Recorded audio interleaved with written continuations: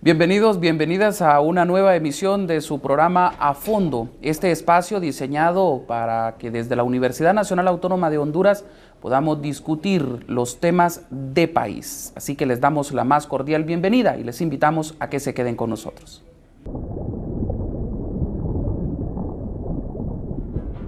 UTV presenta A Fondo. En esta ocasión vamos a profundizar con el tema relacionado al impacto social y económico de la Ley de Ordenamiento de las Finanzas Públicas, control de exoneraciones y medidas antievasión en la población hondureña, un foro que es impartido por el Grupo de Sociedad Civil, acompañado del Colegio de Economistas de Honduras, también del Instituto Centroamericano de Estudios Fiscales y un experto asociado del Centro de Estudios para la Democracia, CESPAD. Es un tema muy interesante relacionado pues a qué impacto va a tener en la sociedad hondureña esta ley de ordenamiento de las finanzas públicas, la que entre otros datos incrementa de un 12 a un 15% el impuesto sobre la venta, así como el incremento en el recibo de la luz, de las llamadas telefónicas y de otros rubros importantes para la ciudadanía hondureña, sin dejar por fuera la canasta básica familiar. Así que para eso les invitamos a que vean la siguiente nota que les hemos preparado. El pueblo hondureño fue recibido por parte del gobierno de la República con un paquete de medidas fiscales que vienen a empeorar aún más la ya difícil situación por la que pasa la mayoría, con el propósito de obtener entre 4.500 a 12.500 millones de lempiras más para solventarle los problemas al gobierno entrante, como lo señalaron miembros del Partido Nacional. Nos parece un aumento desmedido. En vista que el proyecto de ley contempla alrededor de 72 productos. A falta de esto no se ha consensuado con sociedad civil para saber si realmente estos 72 productos son suficientes, ¿no?, para satisfacer el consumo de la canasta básica, ¿no? Además, como observatorio se propone revisar realmente la composición de esta canasta básica. La Ley de Ordenamiento de las Finanzas Públicas, control de las exoneraciones y medidas antievasión, como la titularon los artífices de este paquetazo, encierra, entre otras cosas, un aumento del 12 al 15% al impuesto sobre la venta, a los combustibles, a las llamadas telefónicas, a la televisión por cable y a la energía eléctrica, entre otros. Recordémonos que primero fue del 7 al 12% que se incrementó el impuesto sobre ventas y ahora es del 12 al 15%. Y en todo momento ha sido por una situación fiscal inmanejable por parte del gobierno. El problema real en Honduras es el tema de el clientelismo político, la visión, diría yo, patrimonialista del Estado, en la que los políticos han convertido al Estado en un botín del que han logrado amasar cuantiosas fortunas que finalmente son pagadas por el pueblo hondureño a través de estos paquetazos. Con esta ley quedan derogadas las exoneraciones y franquicias aduaneras a la importación de mercancías con dispensas. Además, se crea una contribución especial del 3% sobre las ventas netas de bienes de servicios realizadas por personas naturales o jurídicas en el mercado nacional, según el artículo 13 de la mencionada ley. Si uno intuye, lo que puede ocurrir es que el gobierno está buscando finalmente un acuerdo con el Fondo Monetario Internacional. En gran medida la crisis fiscal está originada, por eso que le decía, por ese problema estructural, pero también porque no tenemos acuerdo con el fondo. La falta de un acuerdo con el Fondo Monetario significó para el gobierno de Pepe Lobo que no hubo apoyo presupuestario por parte de la cooperación internacional. Estas medidas fiscales pueden conducir a que el fondo acepte firmar una nueva carta de intenciones y con ello entonces fluya el dinero de la cooperación internacional. Además, se derogó el artículo 464 del Código del Trabajo, el cual exoneraba de pagar impuestos nacionales y municipales a las organizaciones sociales. El Grupo de Sociedad Civil ha invitado a 3 expertos para analizar este tema a través del Foro del Impacto Social y Económico que esta Ley de Ordenamiento de las Finanzas Públicas y Control de Exoneraciones y Medidas Anti-Evasión en la población hondureña tendrán. Para eso está invitado el presidente del Colegio de Economistas de Honduras, Roldán Duarte, así como Hugo Noé Pino, director nacional del Instituto Centroamericano de Estudios Fiscales ICEFI, y Eugenio Sosa, experto asociado del Centro de Estudios para la Democracia CESPAD. Ellos van a profundizar en este tema, así que les invitamos a que desde ya se queden con nosotros. Buenos días a cada una de las personas que nos acompañan en este foro denominado Impacto Social y Económico de la Ley de Ordenamiento de las Finanzas Públicas, Control de las Exoneraciones y Medidas Antievasión en la población hondureña. El Grupo Sociedad Civil y sus afiliadas les agradece por este llamado de atención y sobre todo por esta profunda preocupación pues en la que el país se ve visto ante estas medidas, de las cuales vamos a debatir mucho en estas 2 horas. Este foro público será transmitido por el canal UTV, es el canal de la Universidad Nacional Autónoma de Honduras. Para el desarrollo de este proceso, de este foro, contamos con la presencia de Omar Rivera, él es el director del Grupo Sociedad Civil, con Rolando Duarte, presidente del Colegio Hondureño de Economistas de Honduras, con Hugo Noé Pino, director nacional del Instituto Centroamericano de Estudios Fiscales, y con Eugenio Sosa, experto asociado del Centro de Estudios para la Democracia CESPAD. Y para dar inicio, vamos a tener las palabras de bienvenida del director ejecutivo del Grupo Sociedad Civil, Omar Edgardo Rivera. Muy buenos días a todos y a todas. Nos sentimos muy contentos de que hayan atendido nuestra invitación. Yo creo que no está de más decir la profunda frustración que tenemos todos los hondureños por el irresponsable proceder de muchos de los administradores del erario nacional y representantes nuestros en el Congreso Nacional. Queremos manifestar que desde los distintos sectores y foros regionales del Grupo Sociedad Civil tenemos más que consternación, sino una profunda indignación que queremos evitar llegue al nivel de resignación y decir que ya nada se puede hacer. Algunos periodistas preguntaban hoy, ¿y es posible revertir el paquetazo? Claro que es posible revertir el paquetazo.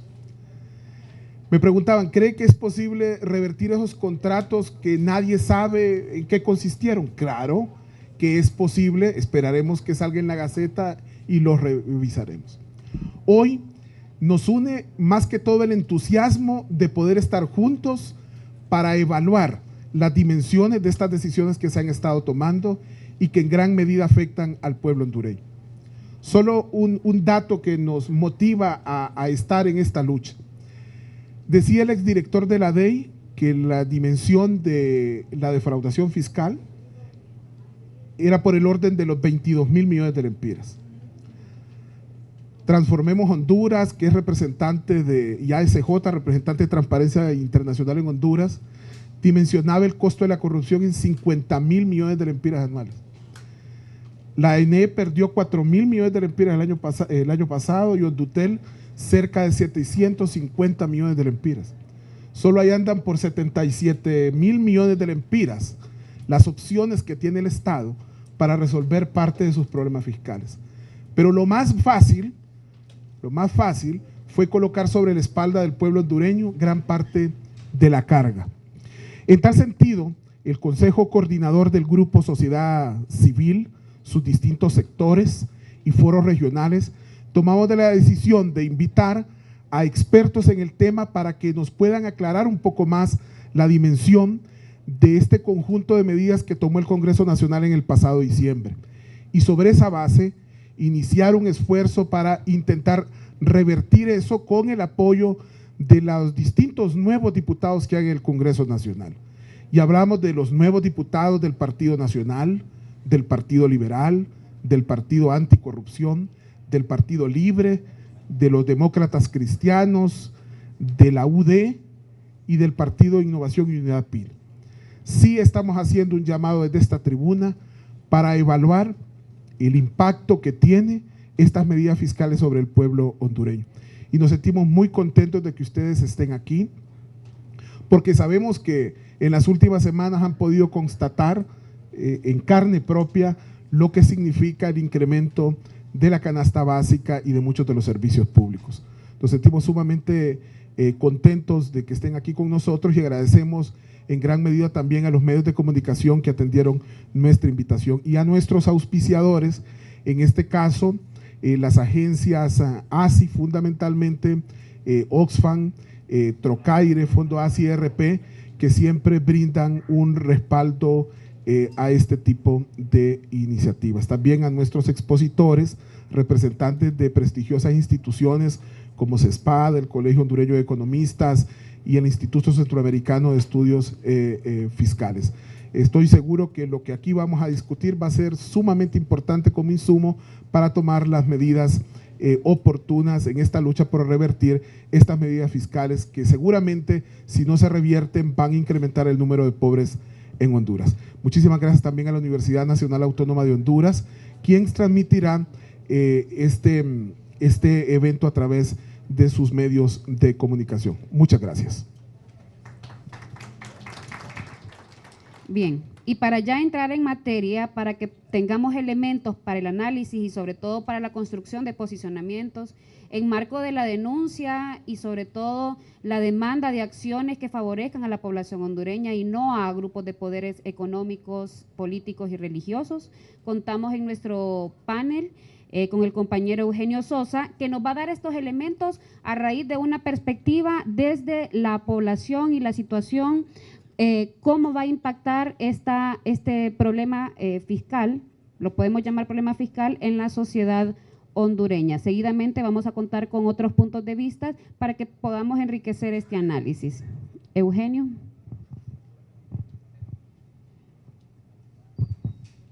Bueno, primero, gracias al Grupo de Sociedad Civil por la invitación a compartir estas reflexiones con personas expertas en el tema de finanzas, economía, como don Noé Pino, Roldán Duarte, y ustedes que están acá presentes. Yo voy a plantear más que todo algunas consideraciones de carácter político. Realmente aquí los grandes expertos en el tema específico que está planteado son los colegas que me acompañan en esta mesa. Pero creo que la política y la economía, lo que nos reafirma estos hechos es que están más cerca de lo que se ha planteado siempre y no tan separados como nos hizo creer o nos quiso hacer creer el neoliberalismo más crudo, de que la economía podía ir por un sendero diferente a la política. Si no es política lo que se está probando, no es entendible en el marco político hecho desde un Congreso y desde el Estado, ¿de qué estamos hablando?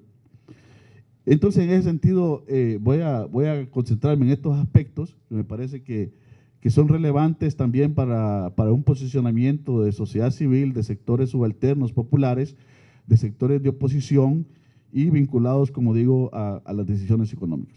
Yo creo que el primer elemento para entender lo que está pasando y no quedarnos nada más en el tema de las medidas es entender en profundidad que 28 de junio de 2009 abrió una coyuntura de largo aliento en Honduras.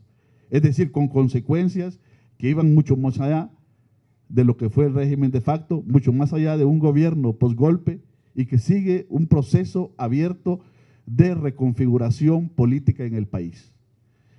Ese proceso abierto de reconfiguración política se expresa fundamentalmente en dos escenarios: en el sistema de partidos políticos que se está configurando y que desde el punto de vista sigue abierto, y en la conformación de lo que se le llama este nuevo Congreso. Y que varios aspectos de lo que está sucediendo se explican en ese marco. Fue esa coyuntura de largo aliento lo que permitió que realmente ascendiera de nuevo el Partido Nacional, rompiendo aquella situación de 2 años, 2 gobiernos liberales, un gobierno nacionalista. Fue esa coyuntura lo que le permitió que hasta el día de ayer, que todavía se aprobaban leyes, se tuviera una cantidad impresionante de diputados respecto al partido opositor, que creo que nunca antes ningún partido en la época democrática había tenido tantos diputados concentrados en una sola lógica partidaria y con las características que ha tenido y tiene siempre el Partido Nacional. Creo que esta coyuntura de largo aliento de lo que está pasando, cuyo impacto en este sistema de partidos y en la conformación del Congreso se ve de manera mucho más profunda, en la erosión y crisis de hegemonía del viejo bipartidismo tradicional. Aunque hoy luzca como fuerte haciendo lo que hace en el Congreso, está más débil que nunca. Aunque hoy luzca como aparentemente tan potente, el gobierno está mucho más débil que otros gobiernos. Porque hay otro tipo de procesos más subterráneos desde la ciudadanía, de otros actores, que aunque uno no lo ve salir a flor de piel y enfrentar estas medidas, en verdad veremos que se producirán a un mediano y posiblemente largo plazo. Es decir, lo que hoy aparece como exitoso desde una fuerza política porque tiene la posibilidad de dejar aprobada una cantidad de leyes y decretos, hablamos ya en los últimos días de decenas de leyes y decenas de decretos, en realidad puede ser la derrota de un mediano plazo o un largo plazo. Y esto lo digo en un sentido, creo que debemos mezclar esa capacidad de tener el análisis crítico mucho más profundo, a veces con rasgos pesimistas, pero con una esperanza realmente real y puesta en los pies en la tierra de lo que puede pasar. En realidad lo que ha habido es una vorágine, una piñata legislativa que ha vertido realmente en las diferentes leyes, creo que se podrían agrupar en todo lo que significa garantizar recursos a contracorriente de lo que los análisis en el tema tributario y fiscal se ha dicho, que es un país con características de impuestos regresivos que golpean al sector medio, casi difícil hablar de una clase media en Honduras, y a los sectores más pobres, a costa de garantizar ingresos. Ingresos que son sustantivos para seguirse repartiendo un Estado que, aunque en crisis y escuálido, sigue siendo muy rentable para seguir acumulando en el marco de este capitalismo que nosotros tenemos. Pero además ingresos que son fundamentales porque la política hondureña en perspectiva de procesos electorales no sobrevive si no es en el marco de un clientelismo social, aunque este sea focalizado, como el que efectivamente se está imponiendo. Desde cualquier perspectiva, cuando uno dice cómo ver esto a la luz de qué teoría democrática, de lo que hemos estudiado en las ciencias políticas, en la sociología, muchas veces teorías predominantes con visiones europeas, ¿cómo analizar esto? Y realmente uno ve que la realidad siempre, y esta realidad hondureña, siempre va mucho más allá de poder casarla con uno de los conceptos que hemos aprendido en las aulas universitarias y en los textos.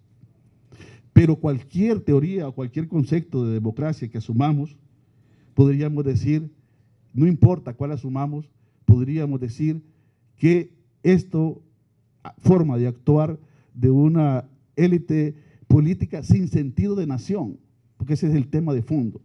O sea, lo que no hay es un sentido de colectividad, lo que hay es un sentido de parte, reafirmando la idea de partido.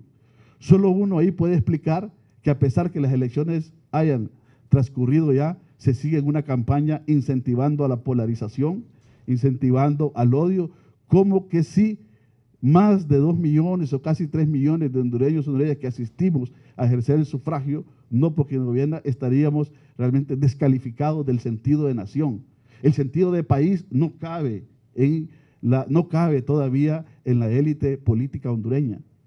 Por eso se dan el lujo de plantear una dicotomía que lastimosamente se reproduce desde voceros intelectuales de mantener el estado de orden de cosas, y lastimosamente se reproduce desde los medios de comunicación de manejar la democracia del consenso y el disenso en sentido maniqueísta. O estábamos por la gobernabilidad o estábamos en el caos. Ir con la oposición y a la posibilidad de separación de poderes o de construcción de consensos más reales significaba ir por el caos, ir por la irresponsabilidad, ir por lo negativo, ir por los que son enemigos de la democracia, enemigos del partido y enemigos del país. Entonces, ¿qué nos queda? Lo bueno, lo eje del bien, que es la gobernabilidad, que es acompañar a los que están ejerciendo el poder para que lo sigan ejerciendo a costa de que instituciones políticas que deberían tener un mínimo de carácter y dignidad partidaria luzcan ninguneados y luzcan realmente como acompañantes de segundo orden, como lo ha estado haciendo el glorioso y famoso Partido Liberal de Honduras. Vamos a hacer nuestra primera pausa. Les invitamos a que estén pendientes más sobre este tema que se está analizando, el impacto social y económico de la Ley de Ordenamiento de las Finanzas Públicas, control de exoneraciones y medidas antievasión en la población hondureña. Ya regresamos.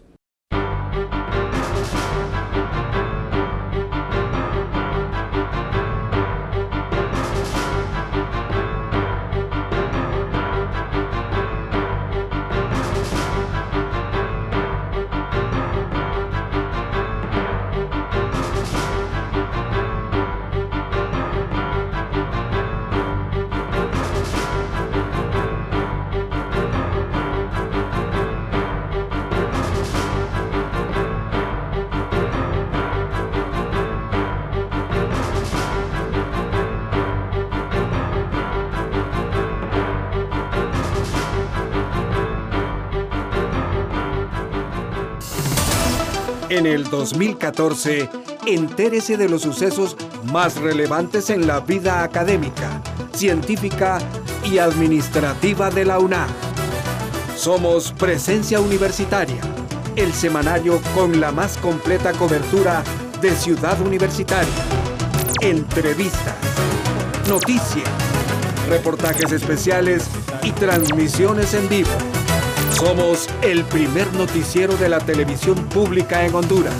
Somos Presencia Universitaria.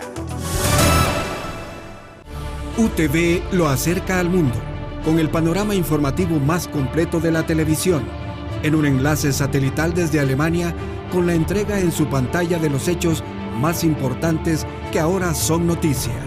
Journal, su más completa opción informativa para enterarse de lo que sucede en el mundo.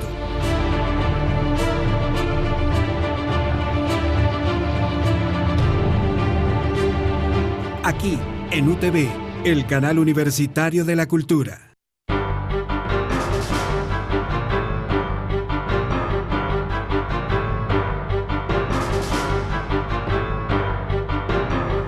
Continuamos llevándoles el foro el impacto económico que va a tener la Ley de Ordenamiento de las Finanzas Públicas, control de exoneración y medidas antievasión en la población hondureña, a través de este foro que se lleva a cabo en un hotel capitalino y en el cual se está abordando este tema a profundidad. Continuamos observando. El presidente, cual que se va a juramentar ahora el 25, ha asumido las funciones. El señor Lobo Sosa no aguantó estar los últimos días y entregó la mesa. Se retiró antes.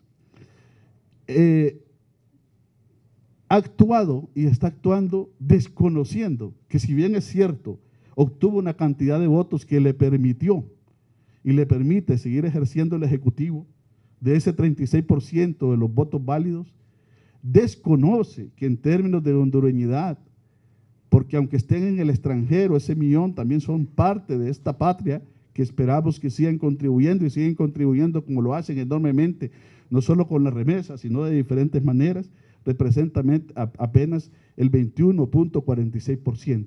Sin embargo, se da el lujo de actuar de una manera tan soberbia en ese Congreso, tan prepotente, como si hubiese tenido una mayoría absoluta como la que tienen esos presidentes cuando ni siquiera necesitan ir a una segunda vuelta, aun cuando la legislación lo contemple.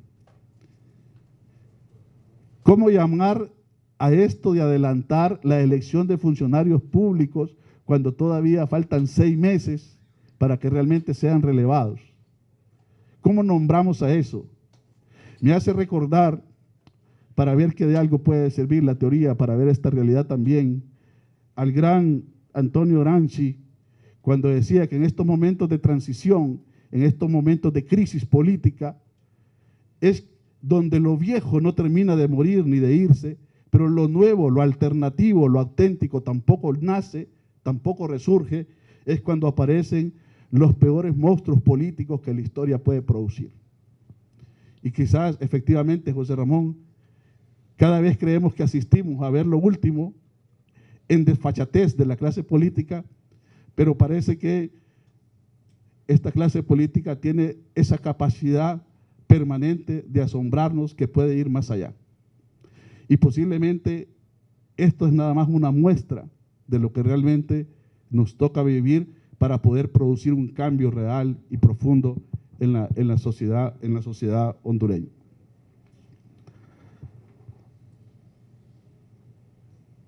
Hay un discurso de diálogo que realmente queda minimizado.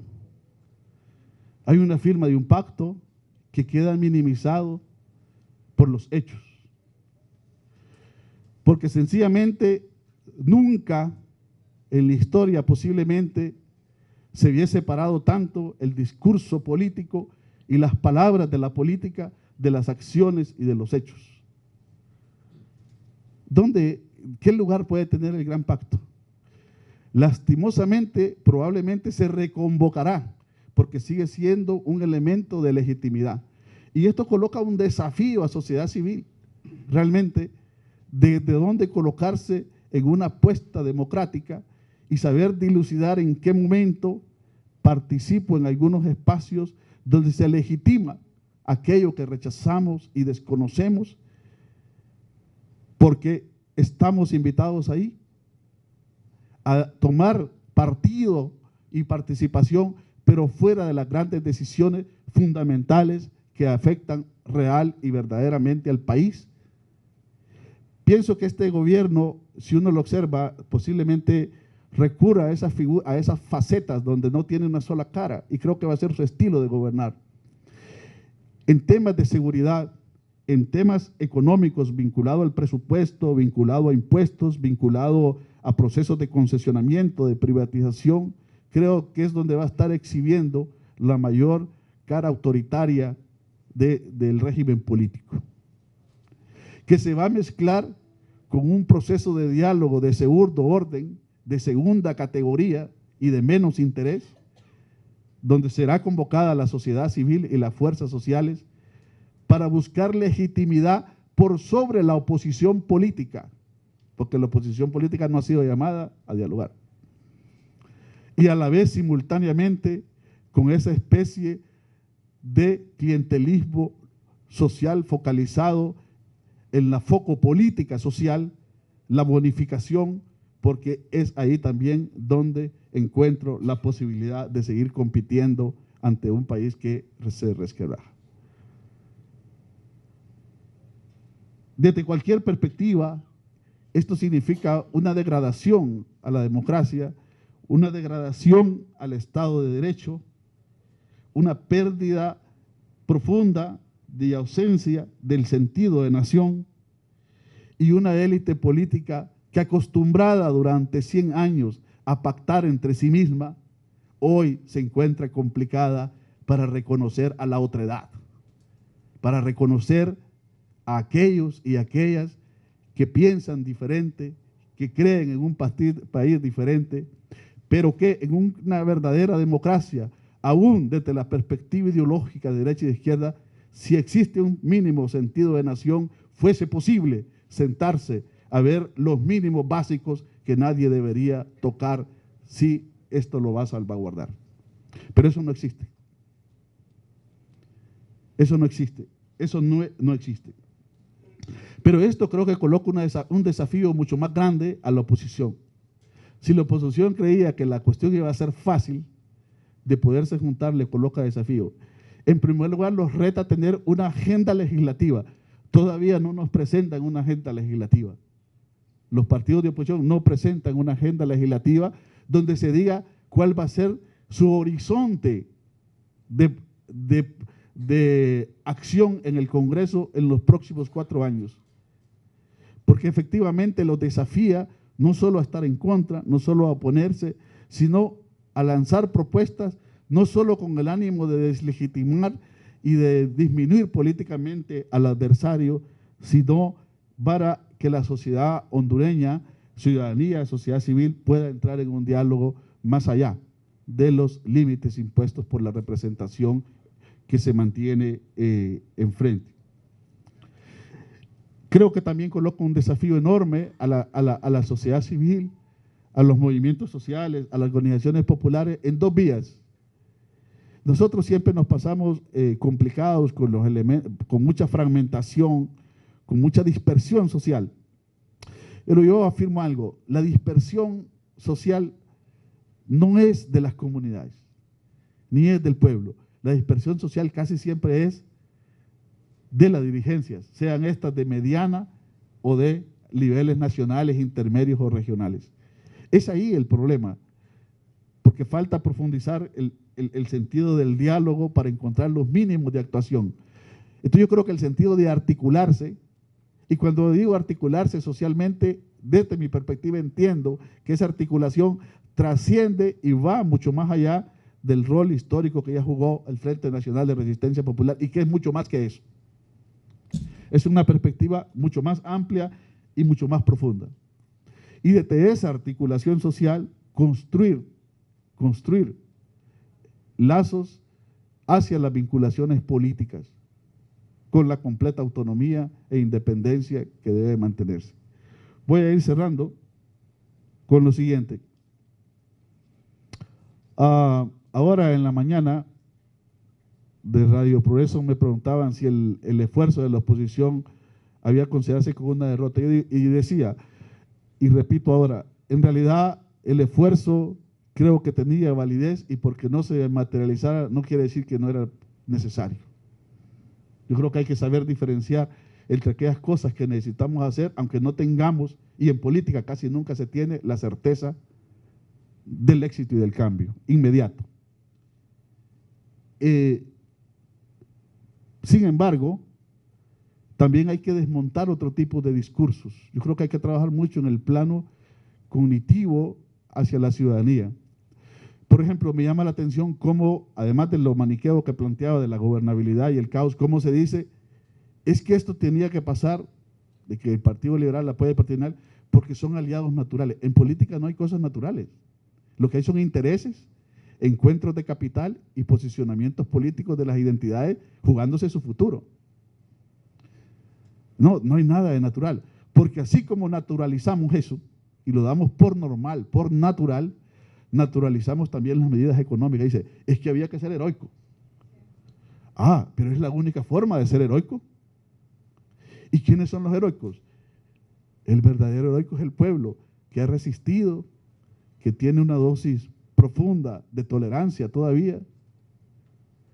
Y los grandes héroes de la macroeconomía, los migrantes que se suben a la bestia para que este país no colapse en las reservas económicas. Y ahí ya me meto en un terreno que mejor debo callarme. Gracias. Buenos días a todos y todas. En primer lugar, quiero agradecer a los patrocinadores la oportunidad de estar esta mañana con ustedes. Yo voy a hacer una referencia a las medidas adoptadas, pero quisiera aprovechar la oportunidad de hacer un breve repaso de lo que yo considero es la crisis fiscal del Estado, utilizando un título que un autor utilizara en los años 80, porque es muy importante ver cuáles son los diferentes factores que nos llevan a la crisis fiscal y cómo se tratan de resolver, y que en este caso las medidas económicas siguen exactamente el mismo patrón que han venido siguiendo otras medidas y que al final no va a resolver el problema fiscal de fondo, sino que vamos a continuar en la misma dirección.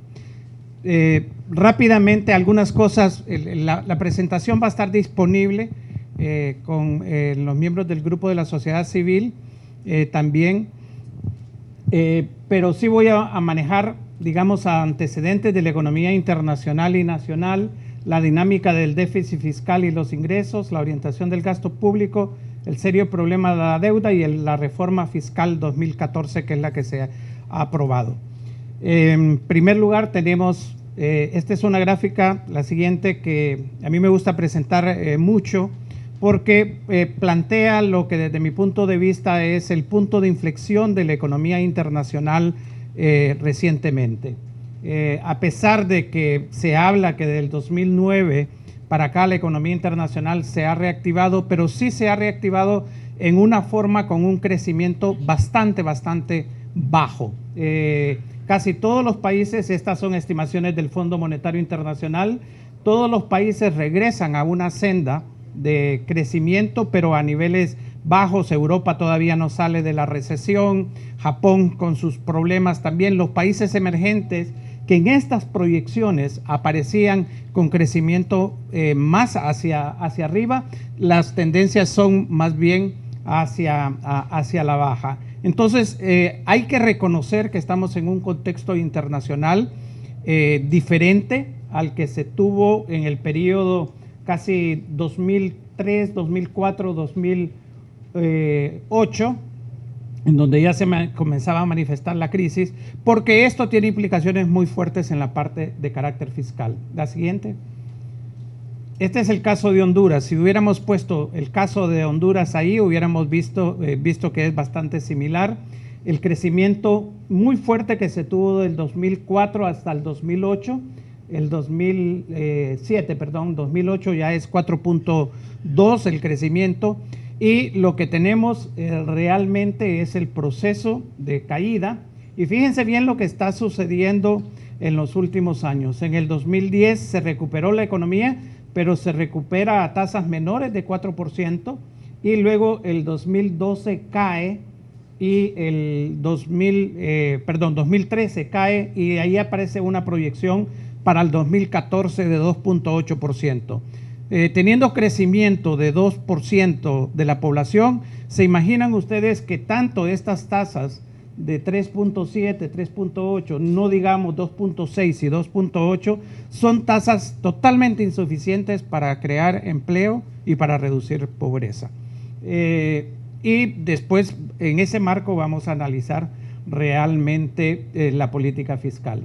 En el siguiente caso, también la presión tributaria, que es lo que los economistas llamamos el porcentaje de los impuestos que se pagan de acuerdo al tamaño de la economía medido por el Producto Interno Bruto, pues sigue la tendencia de que en la medida que la economía crece, los ingresos mejoran, y por lo tanto la presión tributaria o el coeficiente tributario es mayor.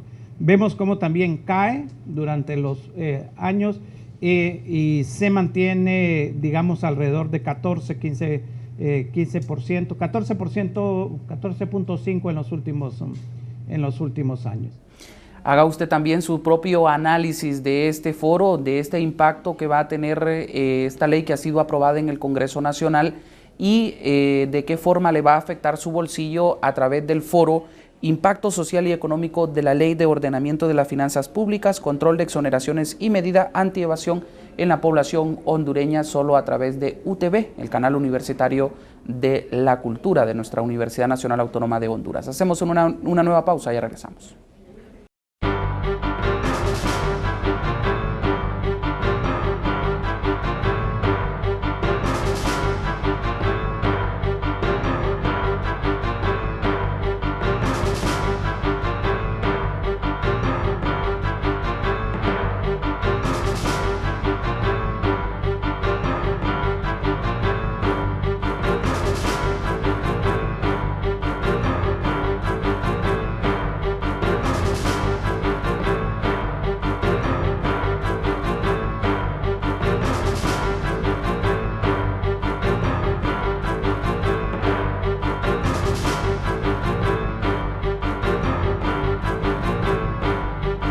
Emprendamos el más fascinante viaje al lejano oriente para adentrarnos en una cultura milenaria de tradición y leyenda, para conocer sus esfuerzos en la conquista de las más altas tecnologías al servicio de la humanidad y deleitarnos en sus hermosos paisajes naturales.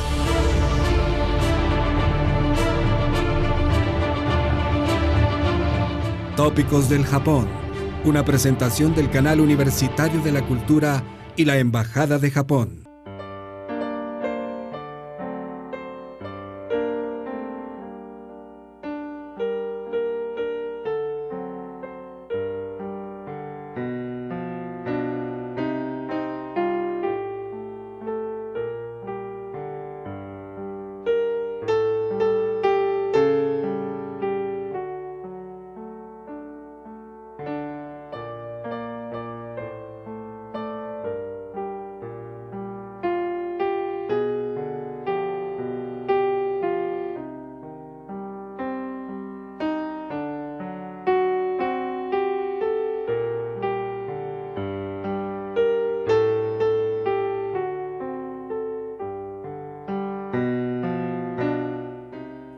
La nominación de los personajes que destacan en cada año académico en la Alma Mater data de 2008.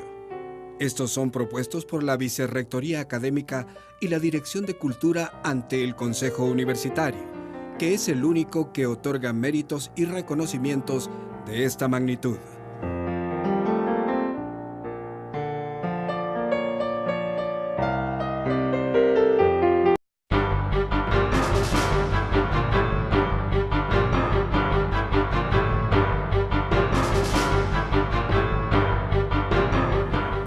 Entramos a la última parte de este foro en el cual pues se ha analizado a profundidad cuál va a ser el impacto económico que esta ley va a traer a la sociedad hondureña, sobre todo en el incremento en el pago del impuesto sobre la venta, así como el de energía eléctrica, las llamadas telefónicas, la canasta básica y todos los rubros que van directamente a la población hondureña. Escuchamos, veamos qué más información nos pueden dar los invitados de esta ocasión. Ahora, la dinámica del déficit fiscal y de los ingresos es importante analizarla. Aquí vemos lo que siguió el comportamiento del déficit fiscal en los últimos años. 2006, 2007, 2%, menos del 2%, 2.4% acá. En el 2009, la combinación de los dos elementos, porque hay veces no se toma en cuenta ese aspecto. Primero, la crisis internacional. La crisis internacional, al caer el crecimiento económico, caen los ingresos fiscales, agudizado fuertemente por el golpe de Estado. Ahí están reflejados ambos fenómenos, tanto la crisis internacional como el golpe de Estado, que refleja un crecimiento del déficit a 6.2%. El gobierno actual empieza su política económica reduciendo el déficit de gobierno central a 4.8, a 4.6. Uno analiza las cifras y de lo que puede ver es que se iba realmente en el camino correcto de reducción del déficit, aún manteniendo los niveles, los problemas estructurales del déficit fiscal o de la política fiscal, como es el caso de la inequidad en el pago de impuestos, de la ineficiencia del gasto, de la corrupción. Pese a eso, de carácter coyuntural, se alcanzó a reducir el déficit fiscal a 4.6. Pero ¿qué es lo que pasa a partir del 2012? Que se pierde completamente la disciplina fiscal. El Congreso Nacional aprueba en el 2012 un presupuesto inicial que llevaba como déficit 3.5 del Producto Interno Bruto y finaliza el 2012 con un 6% de déficit fiscal.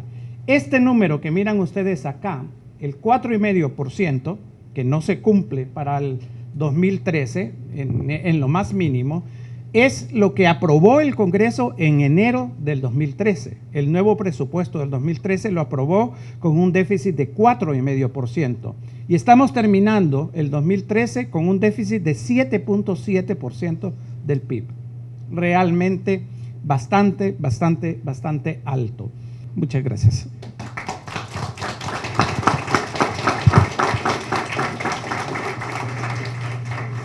Bien, y con esta radiografía fiscal le damos paso a Rondal Duarte, presidente del Colegio Hondureño de Economistas de Honduras, precisamente con más insumos para el análisis de las implicaciones de esta medida fiscal, ¿no? Y haciendo específicamente análisis sobre el presupuesto año 2014, una primera evaluación. Bueno, muchas gracias. Buenos días a todos y a todas. Nosotros hemos querido ser un poco aventureros y hacer un análisis preliminar del presupuesto, ¿verdad? A partir de los datos que han aparecido más en la prensa, porque no disponemos del decreto como tal ya publicado en la Gaceta. Uno pensaría de que si la ley de ordenamiento fiscal le iba a proporcionar 13.500 millones de ingresos adicionales al gobierno, entonces uno esperaría de que el nuevo paquete, el nuevo presupuesto fuera un presupuesto más equilibrado, fuera un presupuesto en el que no hubiera tanto déficit fiscal, fuera un presupuesto en el que no se agudizara el problema de endeudamiento. Vamos a acercarnos más al micrófono porque parece que lo tengo muy largo. Decía de que uno esperaría de que si la ley de ordenamiento fiscal iba a proporcionar 13.500 millones adicionales, en consecuencias el nuevo presupuesto no iba a resultar tan deficitario. El nuevo presupuesto no iba a incluir gran deuda pública. ¿Se cumplen esas expectativas? Vamos a tratar de responder eso. La otra pregunta que tratamos de responder es, ¿verdad?, si toda la ley de ordenamiento fiscal nos evita la posibilidad de que el próximo año no nos van a estar pegando otro nuevo golpe o nos van a regalar otro nuevo paquetazo. También vamos a tratar de responder eso de alguna manera. En general, ¿qué podemos decir sobre el nuevo presupuesto? Bueno, que es un presupuesto bastante abultado, que es un presupuesto deficitario, que es un presupuesto que se va a financiar con mayor endeudamiento y, en resumen de cuentas, es un presupuesto no sostenible. Esas son las 4 ideas de que vamos a tratar de ilustrar con algunos datos que presentamos. Comencemos. Ahí están el presupuesto aprobado durante 2010 hasta el 2014. Se ha hecho algo que no es muy convencional, digamos, tal vez no sea correcto, pero así lo hemos puesto, sumar el presupuesto de la administración central más el presupuesto aprobado para la administración descentralizada. Entonces, como ven, ¿verdad?, pueden apreciar que durante el 2011 ese presupuesto se incrementó aproximadamente en 16.000 millones de lempiras. Luego, en el 2012, ese presupuesto se incrementó en 11.000 millones de lempiras, pero donde se salta la barda, ya es en los 2 últimos años, 2013 y 2014. Ahí el salto en términos absolutos es aproximadamente de 20 millones en el 2013 y de 19 millones, de 20.000 millones en el 2013 y de 19.000 millones en el 2014. Entonces, es un salto más fuerte, repito, en los últimos 2 años. 2013 y 2014, el aumento absoluto de presupuesto es mucho más fuerte. Ahora, sigamos. Otra manera de ver eso es poner esos presupuestos en relación al PIB nominal, ¿verdad?, publicado por fuentes oficiales. Entonces, nosotros vemos de que durante los primeros 3 años, ese presupuesto de la República total andaba alrededor del 40% y estaba más o menos estable. Repito, durante el 2010, 11 y 12, el presupuesto total en relación al PIB solo representaba aproximadamente un 40%. Pero el salto se ve ya en los últimos 2 años, en el 2013 y en el 2014. Ya eso saltó primero al 42% y después al 44%. Entonces ahí se ve de que en realidad estamos frente a un presupuesto bastante abultado. Y por último, ¿verdad?, otra manera de verlo es, ¿verdad?, uno podría pensar, ¿verdad?, de que una manera sana de crecer el presupuesto es de que creciera en la misma proporción que crece el PIB. Es decir, ¿verdad?, uno podría pensar de que una regla sana de crecimiento del presupuesto podría ser, ¿verdad?, de que el crecimiento del presupuesto no fuera más allá del crecimiento nominal del PIB. Entonces, ahí aparecen en gris las variaciones del presupuesto durante esos años. Aparecen en amarillo las variaciones que ha tenido el PIB en términos nominales. Y obviamente aparece la diferencia. Ven ustedes de que durante el 2011 y el 2012 eso más o menos estuvo equilibrado. Es decir, más o menos se dio un crecimiento prudente en cuanto a esas variables, ¿verdad? El crecimiento del presupuesto estuvo bastante cercano del crecimiento del PIB, levemente superior en el 2011 y inferior en el 2012. Pero la parte café, que es la que muestra la diferencia, se ve de que tanto en el 2013 como en el 2014 esa diferencia es mucho más alta, ¿verdad?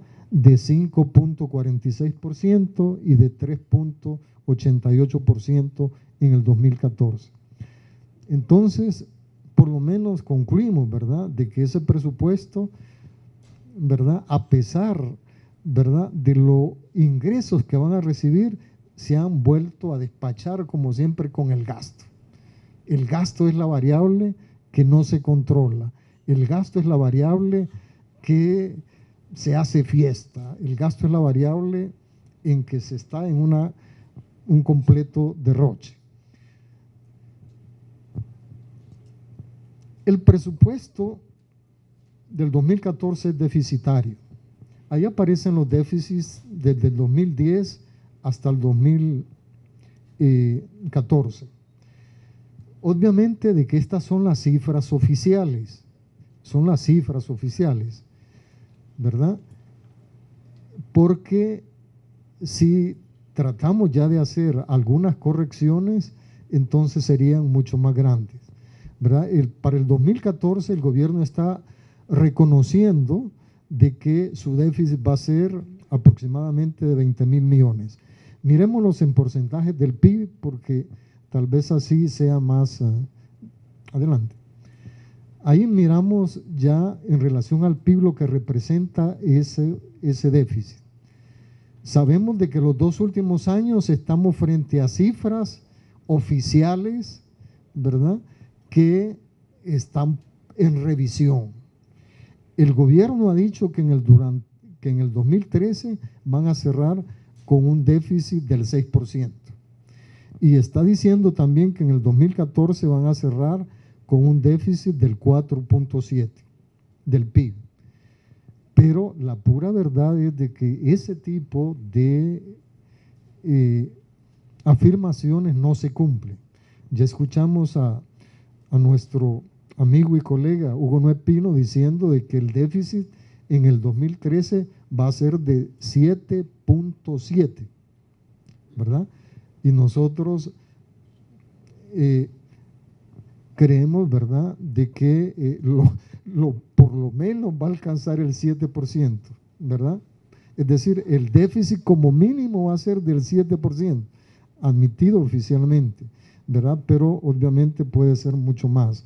Y en el 2014 va a ocurrir lo que ya ha ocurrido en otros años. Se comienza con una cifra y se termina con otra. En el 2013 se comenzó con 4.5 en enero.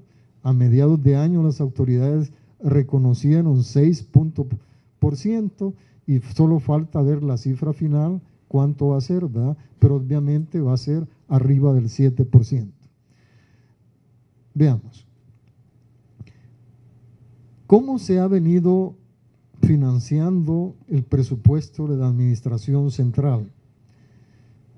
Básicamente con ingresos corrientes, que es la parte gris.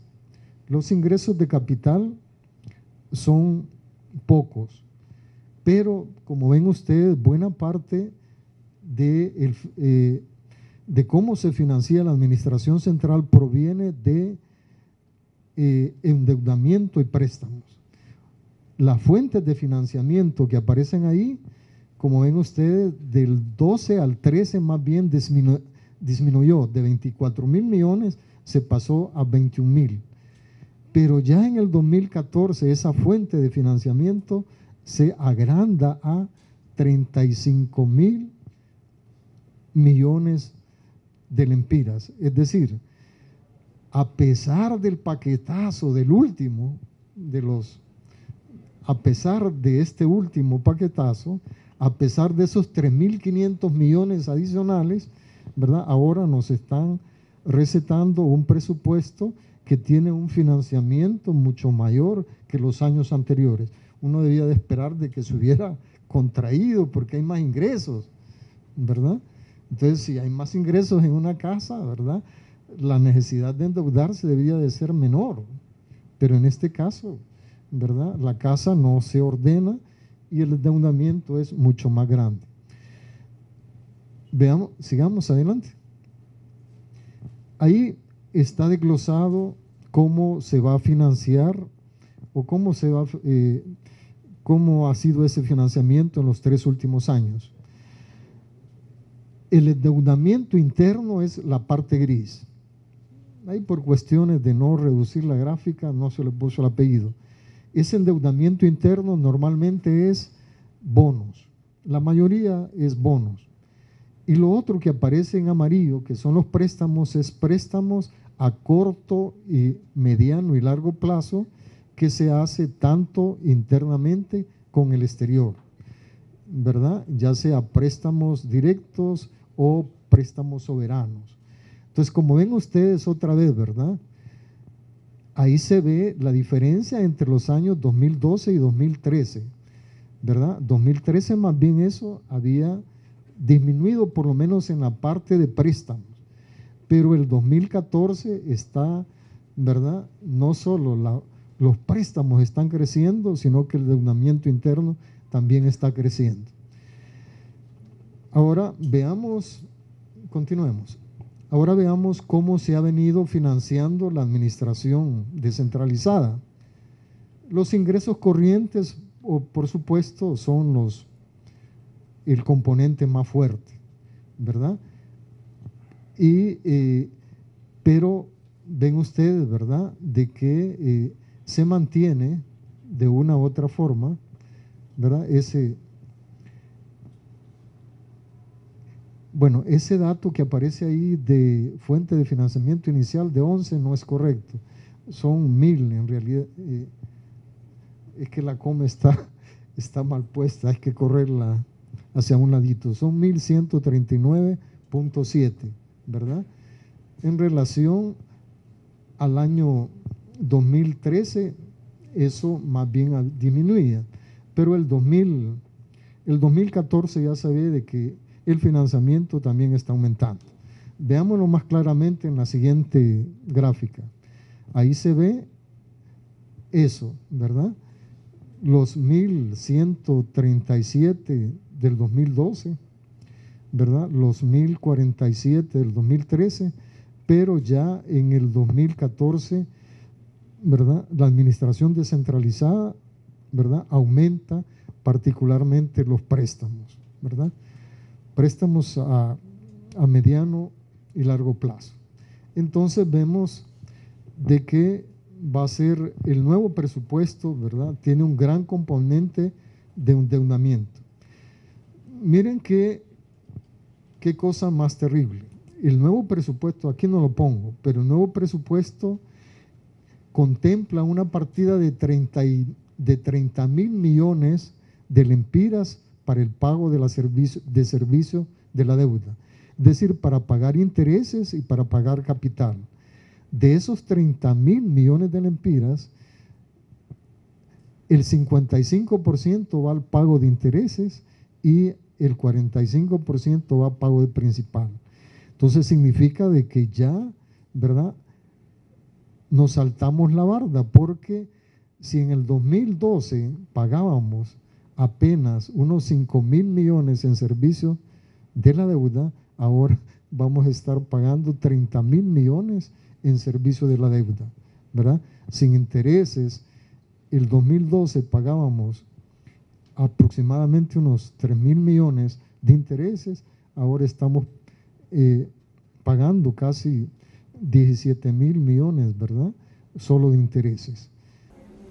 Bien, de esta forma hemos finalizado llevarles a ustedes el foro Impacto Social y Económico de la Ley de Ordenamiento de las Finanzas Públicas, Control de las Exoneraciones y Medidas Antievasión en la Población Hondureña, que ha impartido el grupo de sociedad civil con expertos nacionales sobre el mismo, entre ellos don Eugenio Sosa, experto asociado del Centro de Estudios para la Democracia CESPAD, Hugo Noé Pino, director nacional del Instituto Centroamericano de Estudios Fiscales y CEFI, así como don Roldán Duarte, presidente del Colegio de Economistas de Honduras. Ellos han profundizado sobre este tema, esperemos que usted haga sus propias conclusiones de lo que ha ocurrido en Honduras al haberse aprobado esta Ley de Ordenamiento de las Finanzas Públicas, Control de las Exoneraciones y Medidas Antievasión y su impacto en la sociedad hondureña. Los esperamos en la próxima. Con permiso.